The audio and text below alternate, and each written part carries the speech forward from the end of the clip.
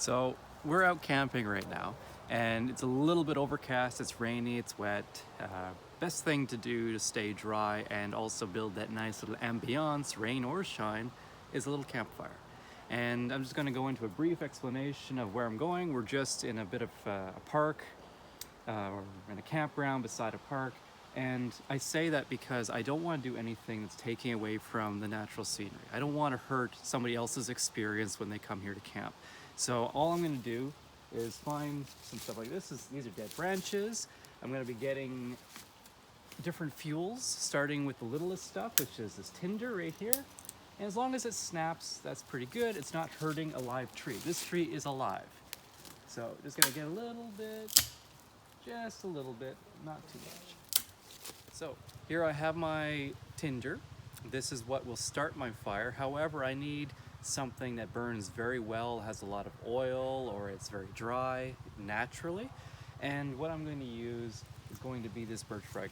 This is a white birch right here. And something you do not want to do is what we call ringing the tree. So if I take the bark off and I rip it all the way around so it comes back to the same point, what I've effectively done is I've killed the tree. So when I take off a little bit of bark, because this stuff burns so well, whether it's wet or dry, that I'm just going to take a little bit like so, but not all that much, just to get me started. And that's all I need, really. So here we've collected all of our all of our materials, so sourced materials for our fire. I have my paper here, in this case is birch bark. Then I have my spruce pieces or balsam fir that I've collected, which is all dead and dry. You know it's perfectly good to go because it snaps. And then I have this bought wood, and I've prepared some split stuff I did with an axe. Please do so with caution, axes are sharp.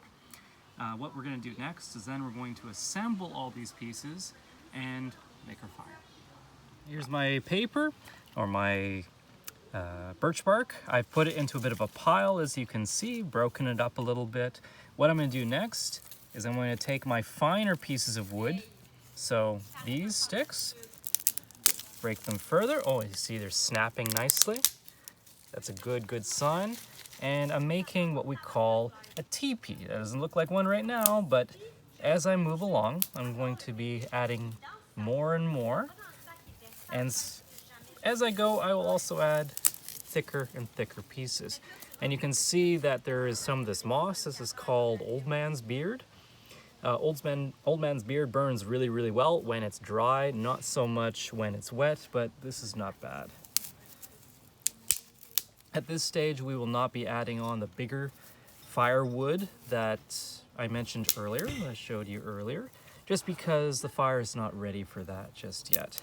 So, there we go, and we'll be ready to light her in just a second.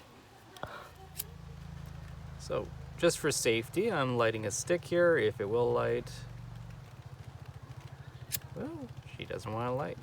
Oh, there we go. So, I've already had my paper prepped, as you can see, and if she will stay together.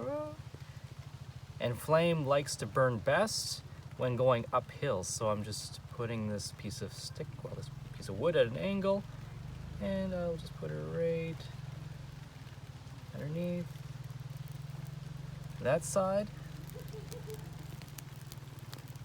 and there we go. And now I'll add, as this starts to burn a little bit more, I'll add progressively larger and larger sticks.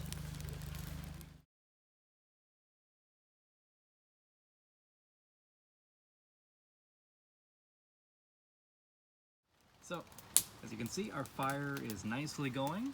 I've been adding a little bit extra wood to it, so bigger wood pieces. Just add this to the back here. And it's gone from being, you could say, like a teepee fire, which is built like this. And this is turning out to be more of a log cabin.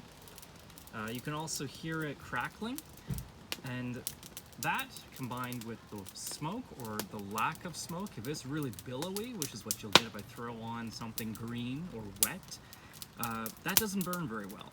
And that's how you can tell. If it's crackling like this and there's very little smoke, it means your wood is very dry.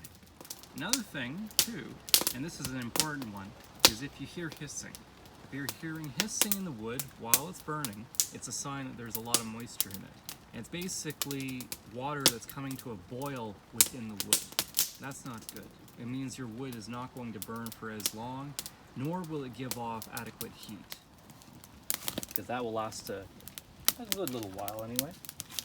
So, to wrap things up, let's just remember that while we are in the backcountry, especially if we are where other people camp or spend their time in the outdoors, that we respect the premises. We don't damage living trees. We ensure that we take what is still leaving the environment aesthetically pleasing, because let's be honest, everyone wants to enjoy their time in the outdoors, and whether it's litter or broken trees or dead trees, no one wants to see that. So the more that we ourselves respect the bush while we're in it, then others can do so when they come in behind, and the more enjoyment ultimately we get. So again, stay warm, stay healthy, stay happy while you're in the outdoors, and keep it that way for others too. We all appreciate it.